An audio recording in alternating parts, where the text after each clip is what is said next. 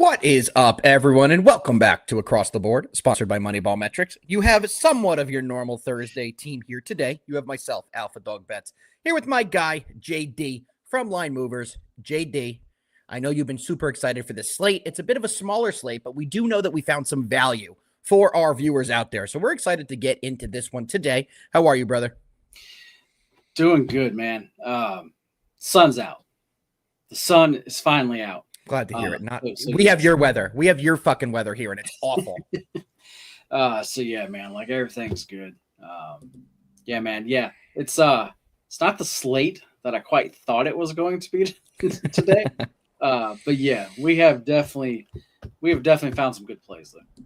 I'd like to hear that. Of course we have it. I'm excited to break it down for the people. Let's go over to the comments here. Stetsy Boy is here. What's up, Joseph? Saying I was wrong. OKC would win by 20 plus. Well, Joseph, I said 20 plus, brother. They won by 30. So 20 plus still cashes for everybody who was here. So I appreciate you telling that and remembering that from yesterday.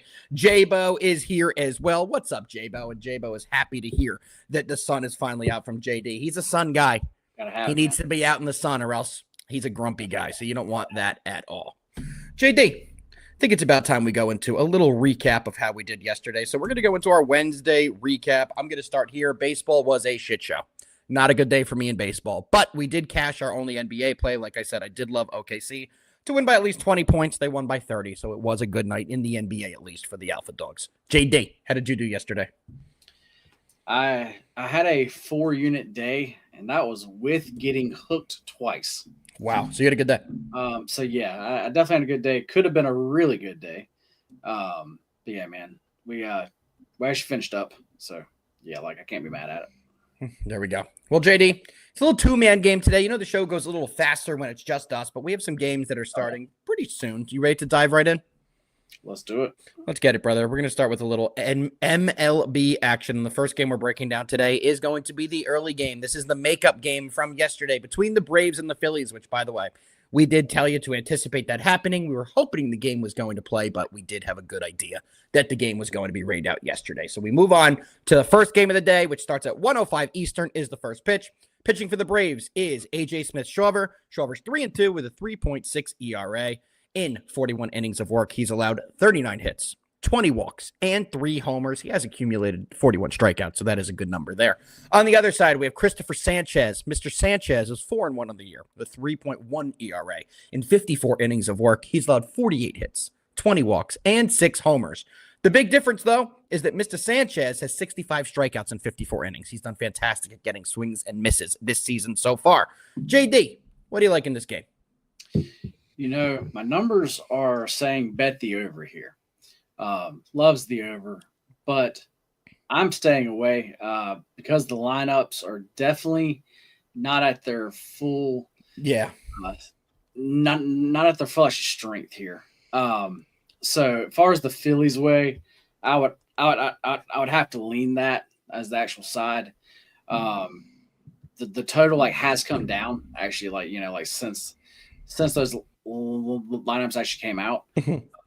But everything says over, but I would still just have to just have to stay off of it, man. See, I have a strong lean on the under in this game, so a different read from me, but I do think this one will stay low, and for a lot of the reasons that you did bring up. We're seeing both these teams go with pretty weak lineups. Looks like they will be going with a more loaded lineup for their second game tonight, which is to be expected with the pitching matchup tonight. Should be a great game, and we'll be getting into that game in just a few minutes. But for this specific game, I do think it is going to go under, and one thing I do like about it is that the Phillies have not really seen Smith-Shawver in their career too often. So Nick Castellanos is the guy who's seen him the most. He's only seen him twice. And basically everyone else on the team who's in the lineup is 0-for-1 against them in their career. So they have not had a ton of experience. On the other side, I will say the Braves have had some success against Christopher Sanchez. So if you do like the Braves in the spot as a dog play, might not be a bad look. Ozzie Albies, 500 hitter against him. Austin Riley, 500 hitter against him. Marcelo Zuna, 400 hitter. Matt Olson, a 333 hitter. Everyone else has been bad against him, but those guys have all done pretty well, so they've had some success. It is still a strong lean on the under for me, though. I do think this will go under, but it is not an official play from me. JD, anything else on this game we want to add before we dive into game 2, which I like a lot more than game 1? I was about to say, nah, man. This actually first game to me is just a complete pass. Yeah. I'm not going to have an official play, but I do, like I said, lean heavily on the under. So let's go to game 2, where I do have an official play. It's the same two teams. It's scheduled to start at 6:45. We'll see when the first game ends. It might get moved up, might get pushed back. We'll find out. Pitching matchup, phenomenal in game 2. We have Chris Sale. We have Zach Wheeler. Chris Sale's coming in 2-3 with a 3.3 ERA. Other side, Zach Wheeler, 6-1 with a 2.4 ERA. JD, game 2, better lineups, better pitching matchup. What do you got? And this game should be really good. I'm hoping that everything in game 1, everything goes like fine. And then as far as lineups go, that we get everybody in. Because this should be a great game. Just actually a great game to watch and like everything. And normally, with actually Sale on the mound, and actually, like, especially at this price, like I would be all actually over that. Except tonight, I'm not going to be. I'm going to be on the Phillies side. Phillies are just playing they're just playing such good ball, man. And let me pull it back up here. Yeah, I have the Phillies priced here more like the minus 175 range. So once again, like I was actually talking about yesterday's game, how I was so far off of actually that like price. Yep. It's the same thing here, man. I'm just so far off. And just because it's Chris Sale, I think that's why you're gonna get this line. So I'm like all about the Braves. But but for this game here, like I said, but I am not betting it yet. Like I said, I am going to wait and just see how game 1 goes and make sure, and just make sure that everybody's in. Smart. Just because with these double headers, you just never really know. So true. So yeah, I'm going to wait there. But yes, as long as everything's good to go, this is going to be a Phillies money line play. I'm locking it in now, and it's going to be a best bet for me. I'm not even going to try and hide that from anyone and wait to the best bets segment of this show. Zach Wheeler has been absolutely phenomenal. There's no other way to put it. Zach Wheeler has been one of the best pitchers in baseball all year. Let's take a look at his raw numbers. Like I said in the intro, he's 6-1 on the year with a 2.4 ERA. Even better than his 2.4 ERA, which is a phenomenal ERA, is a 0.88 whip. If you guys don't remember what whip stands for, whip is your walks and hits per innings pitch. That means he's not even allowing, on average, a single base runner per inning. That's phenomenal numbers. Then you take a look in depth into his more closer metrics, such as his innings pitched, strikeouts to walks. He's got 88 strikeouts to only 14 walks on the year. He's only allowed 8 homers on the year as well. He's kept the ball in the park. He's only allowed 14 walks, like I've said. And he's limited teams on their hits. That's why his whip is so low at a 0.88. He's only allowed 48 hits on the year. So for me, this is a slam dunk play. I read it the same way you do, JD. This should be a minus 175 for the Phillies. And to be honest with you, it may creep up closer to that line as we get closer to game time for game 2. So I've locked this in early. Definitely one of my favorite plays of the day. Joe is here. Over to the comments. We appreciate you, Joe. Thanks for popping in, as you always do. JD, you ready to move on to the next game? We're absolutely flying today. We're going to be breaking records today with this speed, but we're going to be moving on to the third game we're breaking on for the day, which is going to be the Tampa Bay Rays taking on the Houston Astros. Pitching for the Rays is Shane Baz. Shane Baz is 4-3 on the year with a 4.94 ERA. On the other side, we have Ryan Gusto. Gusto's 3-2 on the year with a 4.58 ERA. JD, close line here. You could really bet this one either way. What do you like? Yeah, man. Start off here on the road, Shane Baz. I think we've said it here over the past. I believe we've talked about his past couple of starts. He sucks. Yeah, I'm just not a Shane Baz guy. He sucks. I'm just really trying to find ways.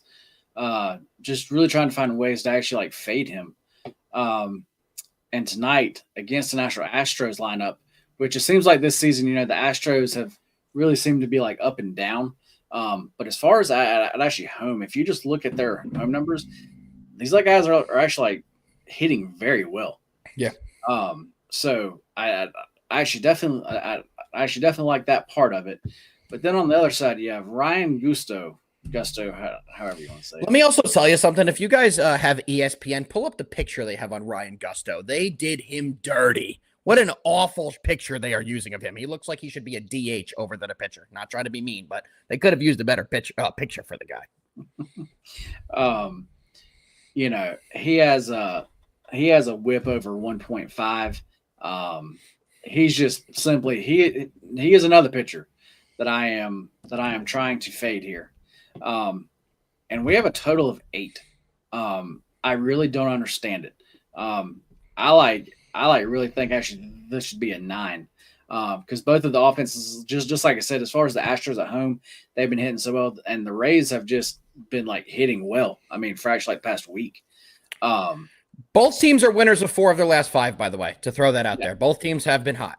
Yeah. So this number being a flat 8, I just don't really understand it. And actually, I'm on the over here. Yeah, I don't blame you at all. And guess what, JD?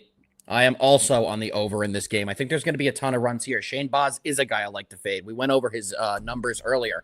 He hasn't done a good job this year. He has a 5 ERA. There's no other way to put it. And Ryan Gusto gets hit hard as well. Gusto's only pitched in 35 innings, but like I said, he's given up 38 hits, and he's had 16 walks and 6 homers. So he hasn't exactly done the best job this year either. Both offenses have been clicking, and as you said, the Astros have been a very good hitting team at home. Let's see a ton of runs in this game. Let's cash this play rather early so we don't have to sweat it, because this is one that I'm not going to want to sweat. The later it goes, I would worry if we didn't have runs in this game. But I do think they'll come early and often here.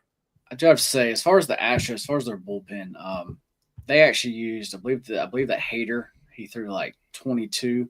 So actually, like he shouldn't pitch probably. He can't go. He can't go tonight. He definitely can't go tonight. So I mean, like as far as the bullpen arms, like I said, the Astros, as far as their bullpen, they're like top guys are really good, but then it falls off. Pretty damn steep. Yeah, it does. I do have to take a minute here, JD, and we have to shout out our guy Hefe. He had the balls to come on here yesterday and tell you guys that Lance McCullers, who hasn't pitched in 3 years, a good game in baseball, has not had a quality start in 3 years. He came out yesterday. He pitched 6 innings, only allowed 3 earned runs, and what the most impressive thing about it was, JD, he had 12 strikeouts on the game. So shout out our guy Hefe. Phenomenal call with that yesterday. You know what you could say without saying it. And Hefe was in the car and told us that. So you could say that Hefe came out of the closet to actually tell us that. Wow, I didn't think you'd go on that route, but Hefe, congrats for coming out of the closet and giving out a winner for the first time in your life. We're very proud of you. All right, JD, anything else on this game before we move on to the next game of the slate? No. Let's get back to our normal scheduling program before we get canceled. Next game we're going to be breaking down is going to be the final MLB game of the day. We're going to be talking about the Washington Nationals and the Seattle Mariners. You know it's a shitty fucking baseball slate if we have to talk about the Washington Nationals taking on the Seattle Mariners. Pitching for the Nationals is their guy, who's 2-5, Mackenzie Gore. He has a 3.4 ERA, and he has a record of 2-5. What does that mean? They don't fucking hit when he's on the bump.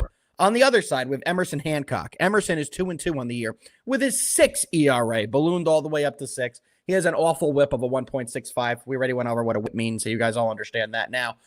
JD, one team is a much better hitting team than the other, but one team is a much better pitcher than the other team pitching today. What do you like in this spot? Yeah, man, Gore. As far as the Nats, they have a big edge there with like Gore on the mound. Yeah. Gore on the road, that's not my favorite back. Usually Gore at actually home, there's where like I normally try to back him. But he is going up against Emerson Hancock, and I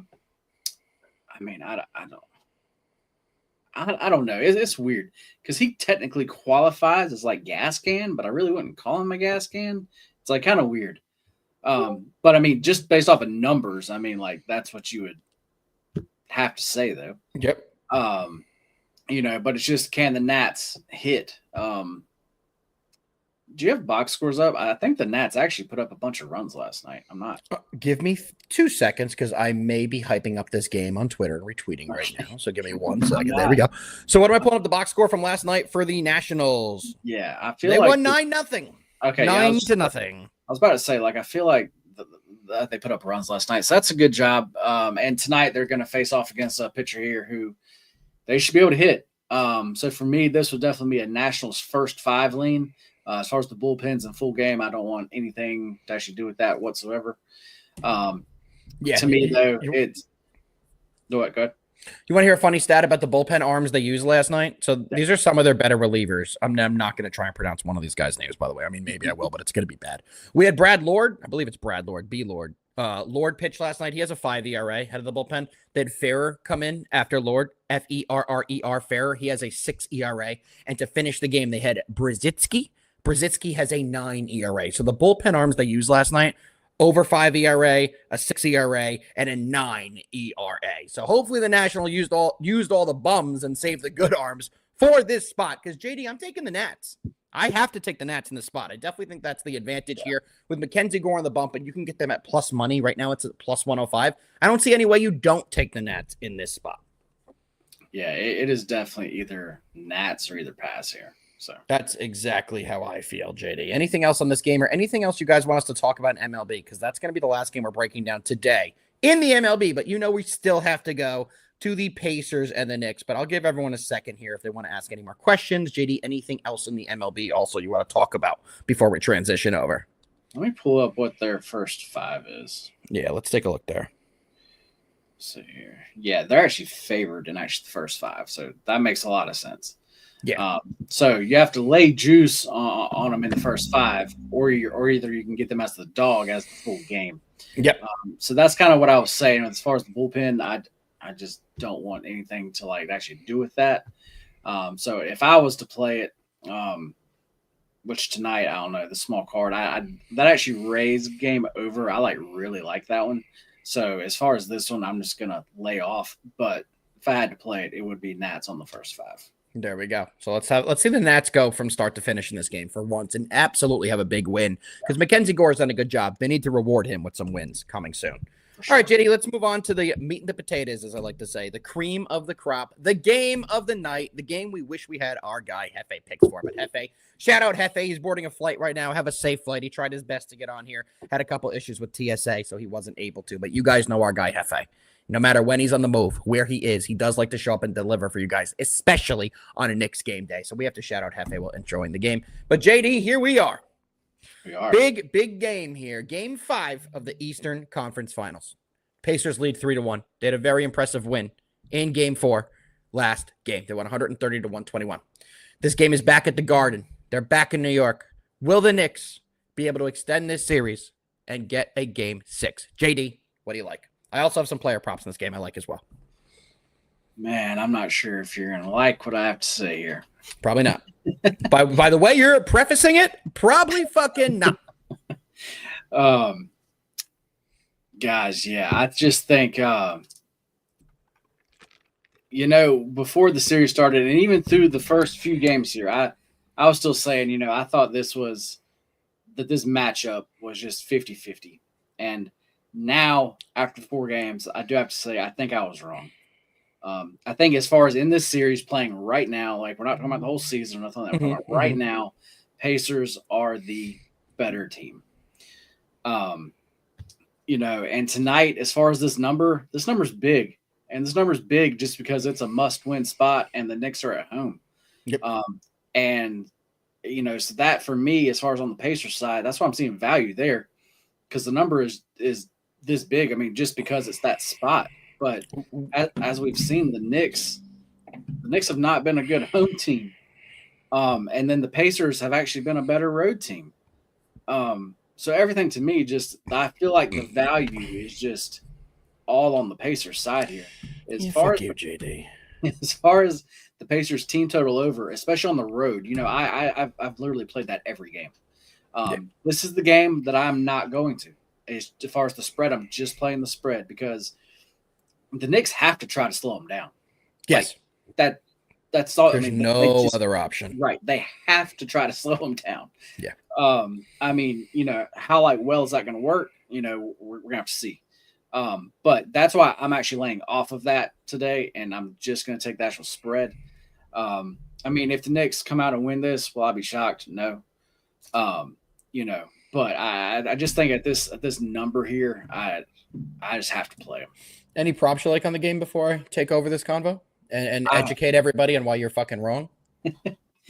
I have no props here, man.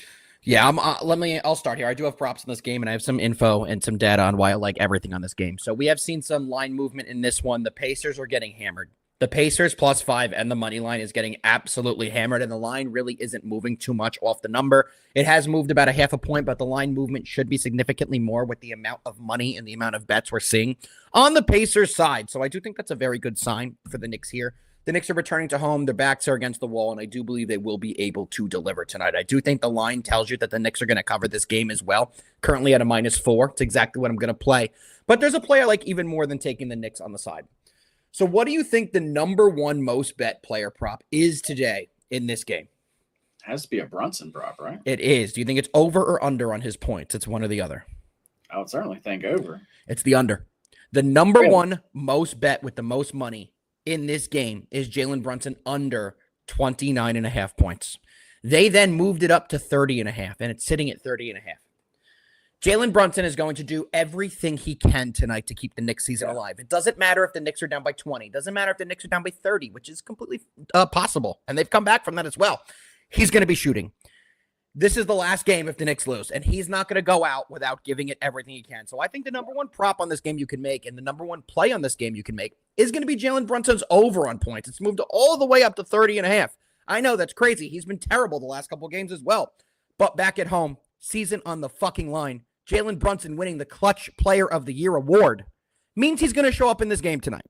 If he really is the most clutch player of the year, if that's really his thing, he wants to keep that going, he needs to show up tonight. And I've seen it too many times to not believe in Jalen Brunson. So give me Brunson's over 30.5. I do think that is by far the best play you can make on this game. What do you think about that play, JD? Before I have a couple others. Actually, yeah. I mean, like, if I had to play a prop, that would be the only one. Because I love that one. Let's just be honest here. If he doesn't hit that, like, the Knicks are not going to win. Unless Carl Anthony goes off for another 40 burger, but I don't anticipate that either. I think it's going to have to be the Brunson game, and I think they know that. I think the Knicks know that. I think Tibbs knows that. I think Brunson knows that. I think Carl knows that. The only way the Knicks have a chance is if you feature Jalen Brunson heavily in this game, and I do believe we will see that. I do believe he will show up tonight and have a big performance, and I do believe that the Knicks will extend this series, and we will see a Game 6. I know my guy Bill Norman is here, Mr. Indiana Pacer himself, with his little stupid smirk and his little stupid "What's up, fellas?" Bill, that smile's coming off your face tonight when Jalen Brunson drops a 40 burger on your head. I would take alt lines of Brunson up to 40. I think he could really drop 40+ in this game. And as far as with that being said, like, he has to have a big game, but then plus somebody else has to have a big game also alongside him to win. So the Pacers, they could play this in multiple different ways. Either like Brunson, everybody knows Brunson has a big game. So they either focus in on him, or they let Brunson get his and just not let anybody else get actually theirs. Yep. So the Pacers can actually play this in like a couple different ways here. 100%. But Brunson can deter them by going off. There's some nights we've seen the playoffs where you just can't stop him. You just can't. So I do think that he could have one of those games tonight. There's one more prop on this game. And JD, this is the fastest show we've ever done. But one more prop on this game that I absolutely love is going to be Mikal Bridges over 1.5 threes. We're running it back. That was my free play of the night last time between these two. I believe he dropped 5 threes in that game. We just need him to hit 2. He's going to stand in the corner where he has success. And if they double Brunson, they're going to find Mikal Bridges for 3. And I do believe he'll get us at least 2. Last game, we got a crazy price on that Mikal Bridges. I believe it was a -105.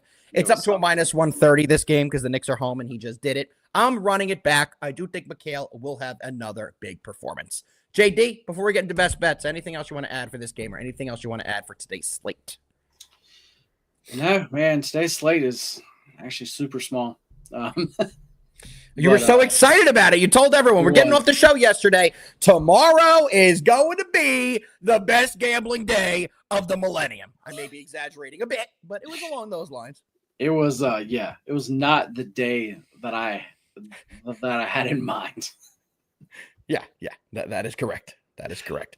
All right, JD. Well, so if you have no other props or no other bets on this game or anything else you want to add, I guess it's that time. Yeah, man. We dive right in to our best bets for the day for Thursday, May 29th. JD, what you got? Man, I hate to do it to you, but my best bet is going to be the Pacers +4.5. Yeah. Fuck you. Let's put up the graphic on the screen. You guys can see my favorite play of the day is going to be the Phillies money line in game 2 with Zach Wheeler on the bump. I think they have a big one. Hefe texted us. He said, make sure the graphic says go Nick. So we have it on there. It's Thursday. It says Wednesday best bets, but don't worry. We're getting the hang of this. We'll get that correct one day. I promise for you guys. One more best bet for me. I'm adding the Jalen Brunson over 30.5 points in the game. I do think Brunson is going to have a typical big Brunson game, and we need him to do that for the Knicks to extend the series. So that's going to be my second best bet of the day. JD, for only a 25-minute show, we have over 1,000 people rocking with us right now. We appreciate every single one of you tuning into a little two-man game. JD and I are also excited. I know you guys have heard us bring this up plenty of times, but after tomorrow, our next show will be, I believe, June 2nd, which is Monday. That will be the 1-year anniversary of this show. So, JD, we're about to come for a full circle of what this show was. We're about to be at a 1-year anniversary of the show, and I'm super excited that we've been able to do this for a full year. So, JD, any parting words for the people before we get the fuck out of here today? Let's fucking win, guys. Let's fucking win, baby. And guess what? JD, say the thing about tomorrow's slate. Tomorrow. It's going to be a great slate. That's fucking right, baby. We'll be back tomorrow with another banger. And yet again, we appreciate every single one of you guys. We'll see you tomorrow. Peace. Let's fucking win.